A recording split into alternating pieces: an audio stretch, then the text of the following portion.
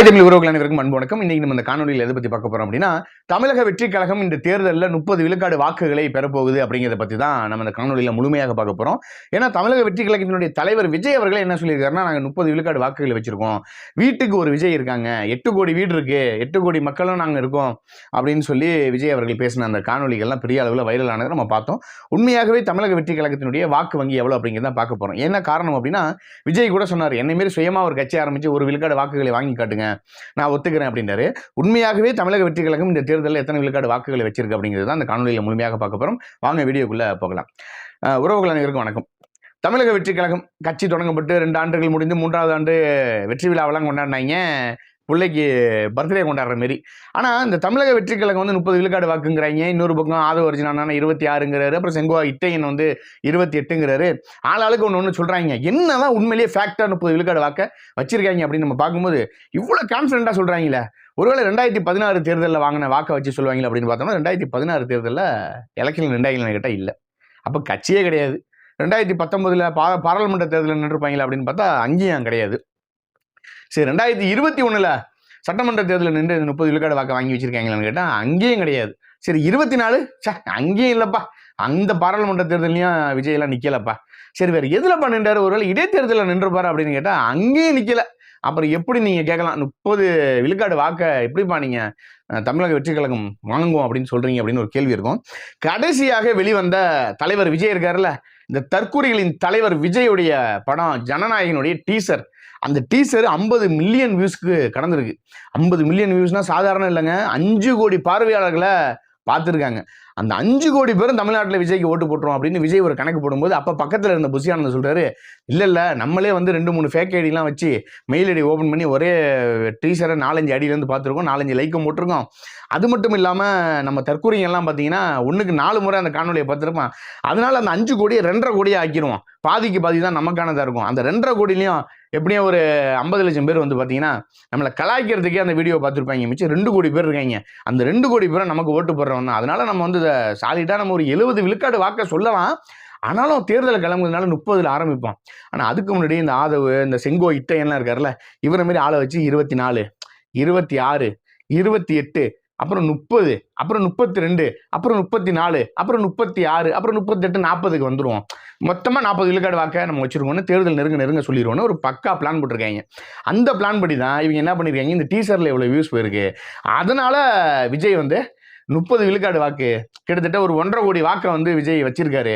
இன்னும் தேர்தல் காலத்தில் நாங்கள் வேலை செய்யும் போது தலைவா தலைமை ஏற்கவா, தளபதியே தலைமை ஏற்கவான்னு சொல்லி இந்த ரசிக குஞ்சு கூட்டம்லாம் என்ன பண்ணுது, தலைவா உனக்கு தான் நான் ஓட்டு போடுவேன், நீ ஜெயிக்கணும், நீ ஜெயிச்சா உனக்காக நான் உயிரை கூட விடுவாங்களாம். ஒருத்தன் சொல்கிறான், நாங்கள் வெளியில் போய் செத்து போனோம்னா பெரிய அளவில் வைரல் ஆக மாட்டோம், இந்த கூட்டத்தில் சேர்ந்தோம்னா இந்தியா முழுக்க நாங்கள் தெரியுங்கிறான். ஆனால் மானங்கட்ட போய் சாவறதுக்கு தான் அந்த கூட்டத்துக்கு நீ வந்தியான ஒரு கேள்வி இருக்குது. இன்னொன்று சொல்லுது, நான் குழந்தைய வீட்டில் விட்டுட்டு வந்தங்குது. இன்னொருத்தன் வந்தானா தலைவர் எதுக்கடா ஜெயிக்கணும்னா அதெல்லாம் எங்களுக்கு தெரியாதுங்க, தலைவருக்காக உயிரை கொடுப்பாங்கிறான். ஒருத்தவன் என்ன சொல்கிறான்னா, எங்கள் அம்மாவே நான் அடிச்சுட்டு வந்தேங்கிறான். ஒருத்தவன் என்னன்னா போலீஸ் கையை கடிச்சிட்டு வந்தாங்கிறான். ஒருத்தவன் என்னன்னா பக்கத்து வீட்டுக்காரன் காதை கடிச்சிட்டு வந்தாங்கிறான். இன்னொருத்தன் என்ன சொல்கிறான், பக்கத்து வீட்டுக்காரன் மிரட்டிட்டு வந்துருக்குங்கிறான். ஒரு பொண்ணு என்னன்னா வீடியோ போடுது, வேறு தளபதிக்கு ஓட்டு போடல அப்படிங்கிறான். இன்னொருத்தன் என்ன சொல்கிறான், சாட்டா தேவையில்லாமல் பேசுகிற சாட்டை இது வந்து தேனி மாரி இல்லை, இது சேலம், அறுத்து விட்ருவோங்கிறான். என்னடா கட்சியில் முழுக்க எல்லாமே பிம்பிளிக்கா பிலாப்பிங்கிற பைத்தியமாக தான் இருப்பீங்களா? ஒருத்தவன் 2 பேர் கூட அரசியல் தெளிவோடு இருக்க மாட்டீங்களா? அப்போ நமக்கு என்ன கேள்வி வருதுன்னா, நீங்கள் நாம் தமிழர் கட்சி கம்பேர் பண்ணுறீங்க. நாம் தமிழர் கட்சி 2016 தேர்தலில் தனித்து களமாடுகிறது. அப்போது அவர்கள் சொன்னார்கள், நாங்கள் அனைத்து தேர்தல்களிலும் தனித்து தான் களமாடுவோம், குறிப்பாக இந்திய தேசிய கட்சிகளோடு ஒருபோதும் கூட்டணி இல்லை. நாங்கள் 2026 தொடர்ச்சியாக 2016 எல்லா தேர்தல் காலத்திலையும் நிற்கிறாங்க. இடைத்தேர்தல் முதற்கொண்டு நிற்கிறாங்க. உங்களை போல் ஓடி ஒளிஞ்சு போய் மறைஞ்சு நிற்கலை. இடைத்தேர்தல் வந்தால் போட்டியிடாமல் போல், பாராளுமன்ற தேர்தலில் போட்டியிடாமல் போல், கட்சி ஆரம்பித்து 2 வருஷம் தூங்கிக்கிட்டே இருக்கும். இப்போ இடுமோனம் கார்த்திக் சொல்லுவாப்புல, ஒரு உலகத்திலேயே சிங்கம் மட்டும்தான் என்ன பண்ணுவான், ரெஸ்ட் எடுத்து டயர்டாகி திரும்ப ரெஸ்ட் எடுக்குமா. ஏன்னா விஜய் வந்து பனையூர் சிங்கம்ல, அப்போ அவர் பனையூர் சிங்கமாக இருந்து ரெஸ்ட்டு தான் எடுப்பார். அப்போ அவர் வேட்டைக்கு மட்டும்தான் வெளில வருவாராம். வேற எதுக்கும் வரமாட்டார். அப்போ என்னன்னா இந்த மாதிரி போக்கிரித்தனம் பண்ணிக்கிட்டு முளமருத்தனம் பண்ணிக்கிட்டு முடிச்ச வைக்கிறதம் பண்ணிக்கிட்டு ஊரை ஏமாற்றிக்கிட்டு எனக்கு ஓட்டு இருக்குன்னு மக்களை நிரூபிச்சுக்கிட்டு அப்போ இந்த மீடியா என்ன பண்ணுதுன்னா முழுக்க முழுக்க இந்த மீடியா அட்டென்ஷன் ஃபுல்லாக ஒரு நடிகனுடைய பின்னால் போகுது. அப்போ நாங்கள் என்ன சொல்கிறோம்னா ஒரு நடிகன் அரசியலுக்கு வரக்கூடாதுன்னு கேட்டால் தாராளமாக வரலாம். ஆனால் நடிகன் என்ற தகுதியை மட்டும் வைத்துக்கொண்டு இப்படி அரசியலுக்கு வரலாங்கிறது தான் எங்களுடைய கேள்வியாக இருக்குது. அப்போ எதுவுமே செய்யாமல் களத்தில் எதுவுமே செய்யாமல் நீங்கள் இங்கே ஒரு பக்கம் இருந்துக்கிட்டு ஆனால் இன்னைக்கு தமிழ்நாட்டினுடைய 3வது பெரிய கட்சியாக நாம் தமிழர் கட்சி வந்திருக்குன்னா இன்னைக்கு நாம் தமிழர் கட்சி தனித்து களமாடி அவங்களுக்கு என்று ஒரு சித்தாந்தம் கொள்கை கோட்பாடு எல்லாமே அவங்களுக்கு என்று இருக்கு. சீமான் இஸ் ஏ கிங். அதனால தான் அவர் இன்னைக்கு தமிழக அரசியலில் ஒரு தவிர்க்க முடியாத சக்தியாக இருக்காரு. சீமான் கிட்ட மாற்று அரசியல் இருக்கு, மாற்று சிந்தனை இருக்கு. இந்த தேர்தலில் நான் ஜெயிச்சா இதை செய்வேன்னு சொல்றாரு. விஜய் கிட்ட என்ன இருக்கு? ஒன்றும் கிடையாது. மண்டையில் இருக்கிற மயிர் கூட ஒரிஜினல் இல்லை, வாங்கி விக் வாங்கி வச்சிருக்காராம். அப்படிப்பட்ட தலைவர் விஜய்னு கீழே கமெண்ட்ல கழுவுறான், நான் சொல்லலை.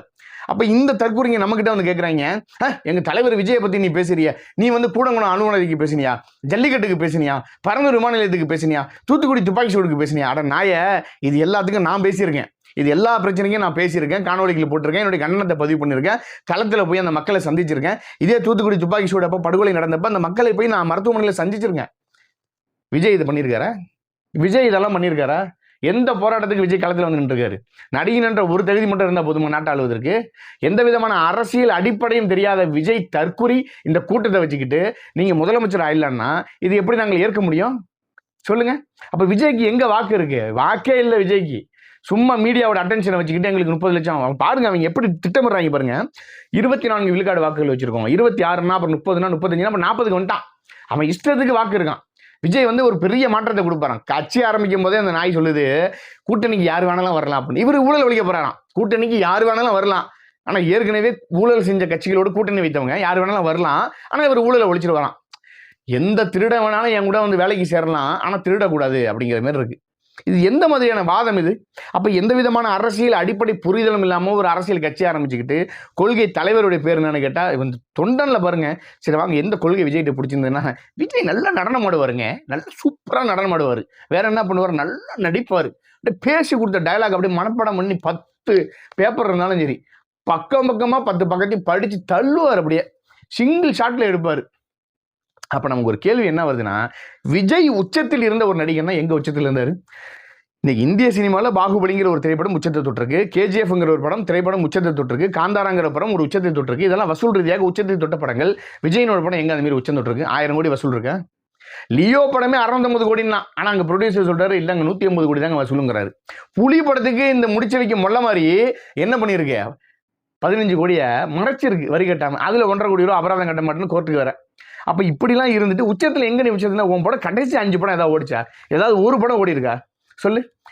லியோ படம் 650 கோடின்னு வடை சுட்டு வடையை சுடுறாங்க, சுட்டு தள்ளுறாங்க வடையா. இந்த வடையை சுட்டதுக்கு ஒரு கடை வச்சிருந்தா கூட இன்னைக்கு சிறந்த வடை கடை, இப்ப முருகன் இட்லி கடை அப்படிங்கிற மாதிரி விஜய் வடை கடைன்னு வச்சிருந்தோம்னா விஜய்க்கு நல்லா வடை சுடுற அளவுக்கு நல்ல ஒரு அவார்டு கொடுத்துருப்பாங்க. சமையல்லையாவது பொழைச்சிருக்கலாம். 650 கோடின்னு சுட்டாங்க வடை, ஆனால் அது 150 கோடி தான் வசூல்னு தயாரி பண்ணிடுவோம்னு சொல்லுது. அப்போ இவங்ககிட்ட என்ன இருக்குன்னா, முதல் நாள் வசூல் 200 கோடி, 4வது நாள் வசூல் 400 கோடி, இந்த வசூல் கோடியை வச்சுக்கிட்டு இங்கே பண்ணுறீங்களா? இதில் வேற விண்ணப்பங்கள் 50,000 விண்ணப்பங்களை வாங்கிட்டு போயிட்டாங்க. தேர்தலில் விருப்பம் உனக்குங்கிறான். பிளாக்ல டிக்கெட் விற்கணும் வேண்டி இருக்க போறான்டா ஜனநாயகன் படம்னு. விஜயனுடைய படத்துக்கு எல்லா படத்துக்கும் தேட்டரில் பிளாக்ல டிக்கெட் விற்கிறானா இல்லையா? இதே விஜய் ஒருபோதும் கண்டிச்சிருக்காரா? அப்போ திரையிலையும் கண்டிக்க மாட்டேன், ரசிகனையும் நல்வழிப்படுத்த மாட்டேன், ஒரு அரசியலும் பேச மாட்டேன், ஒரு பத்திரிகையாளர் சந்திப்பு நடத்த முடியலங்க. ஒரு பத்திரிகையாளர் சந்திப்பு, திரைப்படத்தில் பேசுவார், பத்திரிகையாளர் பத்தி நேரில் பேசினா பேச மாட்டார். இவரு மாற்றமா, இவர் என்னத்தை மாற்றத்தை பிடுங்கி அறுத்து தள்ளுற போறாருன்னு நமக்கும் தெரியல. அப்படி என்னத்தை தள்ளுவாரு? இந்த கட்சியில் இருக்காங்க பாருங்க எல்லாரோடைய பையன், தேனிக்கு வா உன நான் இங்கே பொழந்து கட்டுறேன்னு தேனி ஒருத்தன் உட்காந்துருக்கான். இதை லெஃப்ட் விங்க, அவர் லெஃப்ட் பாண்டி, அவர் அங்கே உட்காந்துருக்காரு. இன்னொருத்தன் சேலத்துக்கு வந்தானே அறுத்துருவாங்கிறான்.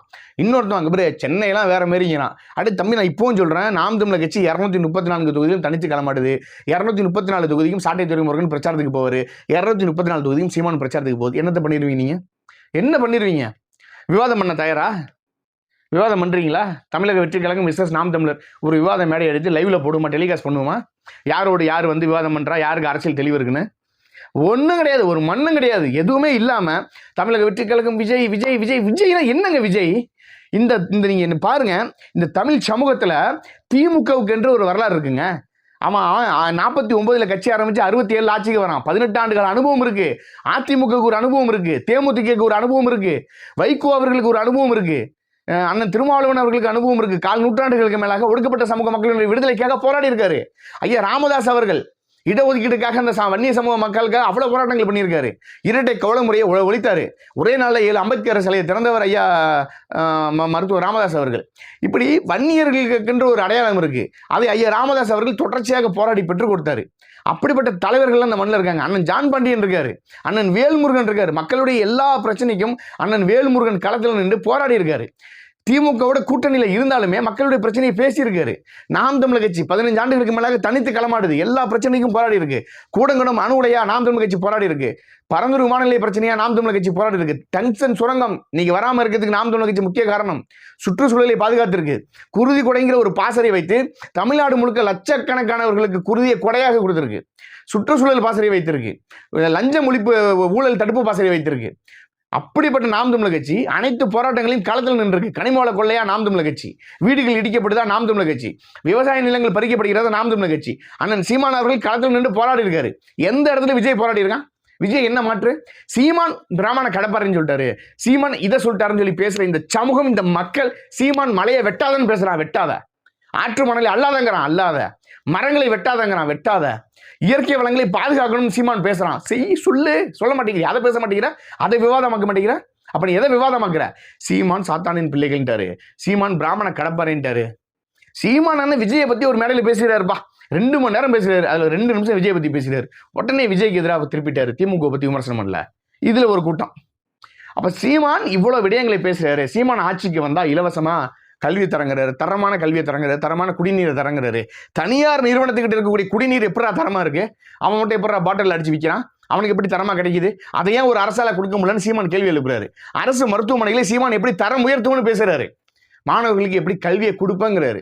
வேலை வாய்ப்பை எப்படி உறுதிப்படுத்துவேன், தற்சார்பு பொருளாதாரத்தை எப்படி உறுதிப்படுத்துவேன், சாலை மேம்பாடு எப்படி உறுதிப்படுத்துவேன், மருத்துவ மேம்பாடு எப்படி நான் உறுதிப்படுத்துவேன். அதுல ஒரு தெளிவான பார்வையோட இருக்கார் சீமான். எந்த விதமான பார்வையும் இல்லாம, எந்த விதமான முன் அறிவும் இல்லாம, ஒரு அரசியல் தெளிவு இல்லாம நீ நேரடியாக களத்துக்கு வருவ. களத்துக்கு வந்துட்டா உனக்கு 30 விழுக்காடு வாக்கு இருக்கு. இந்த வாக்கு வந்து பாத்தீங்கன்னா ஃபுல்லா இங்க வந்துடும், எங்க விஜய்க்கு வந்துடும். இதுல ஒரு தற்கூரி பேசுது, 8.2 விழுக்காடு வாக்க நாம் தமிழர் கட்சி வாங்குது. ஆனா இந்த தேர்தலில் 1 விழுக்காடு வாங்க சொல்லுங்க, நான் இனிமேல் டிவி டிபேட்ல பேசவே மாட்டேன். அந்த பைத்தியம் சொல்லுது, நான் இனிமேல் டிவி டிபேட்ல பேசவே மாட்டேன். 1 விழுக்காடு நாம் தமிழர் கட்சி ஓட்ட வாங்கிட்டா கூட அப்படிங்குது. அப்ப நான் என்ன சொல்றேன், இந்த காணொலிலாம் நான் எடுத்து வச்சுக்கிட்டு இந்த தேர்தல் முடிஞ்சுன்னா 1 விழுக்காடுக்கு மேல நாம் தமிழர் கட்சி வாக்கு வாங்கிடுச்சுன்னா, இந்த நாய் மூஞ்ச காட்டுமா ரோட்ல, இனிமே மீடியாவில் உட்காந்து இந்த நாய் பேசினா என்ன பண்ணும்?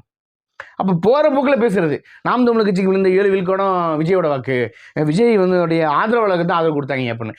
அப்ப நாய விஜயோட ஆதரவாளருக்கு தான் நாம் தமிழர் கட்சிக்கு ஓட்டு போட்டானா? அப்ப உண்மையாகவே தமிழ்நாட்டில் தமிழக வெற்றி கழகத்தினுடைய வாக்கு 7 விழுக்காடு தானே? 7 விழுக்காடு தானே? அப்புறம் எப்படி நீங்க 30 விழுக்காடு நீங்க எப்படி சொன்னீங்க? பைத்தியங்க. விஜய் படம் பார்க்குறவங்களாம் விஜய் ரசிங்க, விஜய் படத்தோட டீசர் பார்க்குறவங்களாம் விஜய் ரசிங்க, விஜயோட பாட்டை பார்க்குறவங்களாம் ரசிங்க. அட நாயவன் தலைவனே இன்னொருத்தன் சொல்லி கொடுத்து நடிச்சதுண்டா. ஒரு இயக்குனர் சொல்லிக் கொடுக்கணும் எப்படி நடிக்கணும், எப்படி பேசணும்னு. ஒரு சண்டை பயிற்சியாளர் சொல்லிக் கொடுக்கணும் எப்படி சண்டை போடணும்னு. ஒரு நடன இயக்குனர் சொல்லிக் கொடுக்கணும் நீ எப்படி நடனம் பண்ணணும்னு. விஜய் பேசுகிற டயலாக்லாம் அவரா பேசுறதா? ஒரு இயக்குனர் ஒரு எழுத்தாளர் அங்கே உட்காந்து எழுதி கொடுக்கணும். இவர் பேசலாம், யார் அடிச்சு பொறி கலங்கி பூமி கலங்கி பொறி அதிர்ந்து தெரியுது, அவன் தான் தமிழ்னு பேசலாம். பொண்ணு இருந்துதான் பொருளும் இருந்துதான்னு பேசலாம். என்ன வேணும் டைலாக் பேசலாம். அதெல்லாம் ஒரு இயக்குனர் எழுதணும். இவரா பேசிட்டார? சொல்லுப்பா. சினிமாவா பாருங்கிறீங்க. ஆனா கேட்டா ஒரு பைத்தியம் சொல்லுது, எங்க தலைவர் நடிச்ச படங்கள் எல்லாம் எங்களுக்கு 20,000 புத்தகத்துக்கு சமங்குது. இந்த மாதிரி பைத்தியங்களை வச்சுட்டு என்ன பண்ண முடியும்? அப்ப தற்கொலைகளாக தான் இருப்பேன் அப்படின்னா நீங்கள் தற்கொலைகளாகவே இருங்க. ஆனா உங்களோட ஒருபோதும் நாம் தமிழர் கட்சி கம்பேர் பண்ணாதீங்க. சீமானுடைய கால் மயிருக்கு கூட சமமாகாது தமிழக வெற்றி கழகத்தின். உண்மை அதுதான். சீமானுடைய உழைப்பு என்ன? சீமான் என்ன பல லட்சம் ரசிகர்களோட களத்துக்கு வந்தாரா அரசியலுக்குள்ள? ஏதோ புழுதி காட்டிலிருந்து வந்த சீமான் அவர்கள் தனித்து நின்று நாம் தமிழர் கட்சி என்ற தமிழ் தேசிய கொள்கையை பேசி இந்த வீதி எங்கும் பரப்புரை செய்து தன் பேச்சையே மூச்சையே உரமாக்கி இந்த தமிழ் மக்கள்கிட்ட பேசி எழுப்பி கிட்டத்தட்ட 36 லட்சம் வாக்குகளை வாங்கி காட்டியிருக்காரு. அவரை நீங்க வந்து 3வது இதாக சேர்க்க மாட்டீங்க, ஒரு மாற்று அரசியலாக பார்க்க மாட்டீங்க. இந்த ஊடகங்கள் எல்லாம் நீங்க வந்து விஜயை தூக்கி வச்சு கொண்டாடுவீங்கன்னா அப்படிப்பட்ட ஊடகங்கள் எதற்கு சொல்லுங்க? இப்ப இந்த தற்கொலைகளும் திருந்த போவதில்லை, இந்த ஊடகங்களும் திருந்த போவதில்லை. அப்ப சீமான் என்ற ஒரு சக்தியை இனி உங்களால் அரசியலில் பேசாமல் தவிர்க்க முடியாது. விஜய் காணாம போயிடுவார். எல்லாருக்குமே தெரியும் கமலஹாசன் எப்படி இருந்தாரோ அதே போலதான் விஜய். அது எல்லாருக்கும் தெரிஞ்சதுதான். 2026 தேர்தல் களம் முடிட்டோம். விஜயனுடைய நிலைப்பாடு என்ன, விஜயனுடைய வெற்றியா தோல்வியாங்கிறது பேசி பார்த்துருவோம். அவ்வளவுதான். மீண்டும் ஒரு காணொலியில் சந்திப்போம். நன்றி, வணக்கம்.